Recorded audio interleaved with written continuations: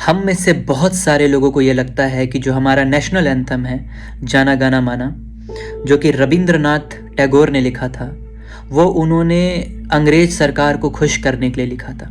और ये मिसकंसेप्शन पूरे भारत में फैला हुआ है। टैगोर का जो लेटर है 1939 में, उसमें टैगोर ने क्लियरली कहा है कि I should not insult myself if I care to answer those who I think I wrote this song in praise of the king. The Adhinayaka in the song is the dispenser of India's destiny, not George V or any other king। उन्होंने clear कहा है कि पहली बात तो मैं ये नहीं चाहता कि मैं क्लैरिफिकेशन दूं। दूसरी बात कि मैंने जन गण मन उस परमात्मा के लिए लिखा है जो भारत का भाग्य विधाता है, ना कि किसी किंग के लिए या किसी राजा के लिए। आगे चलते हैं।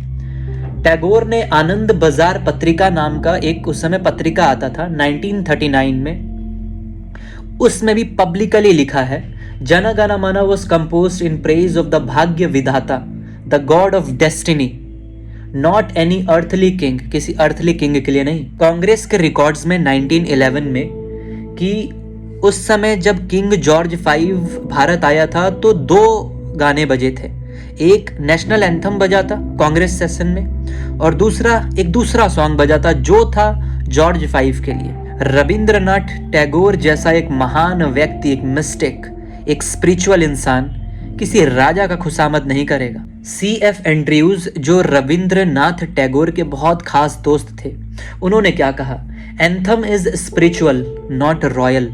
ये जो एंथम है ये भगवान के लिए लिखा गया है। और लेट मी टेल यू, जो दूसरा गाना बजा था उस कांग्रेस सेशन में वो था गॉड सेव द किंग, ना कि जन गण मन। जन गण मन जैसे गाने के बारे में हम अगर ऐसा सोचे, हमारे देश के एंथम के बारे में, और वो भी अगर इतना महान इंसान लिखे रविंद्रनाथ टैगोर जैसा, तो हम ही मूर्ख होंगे।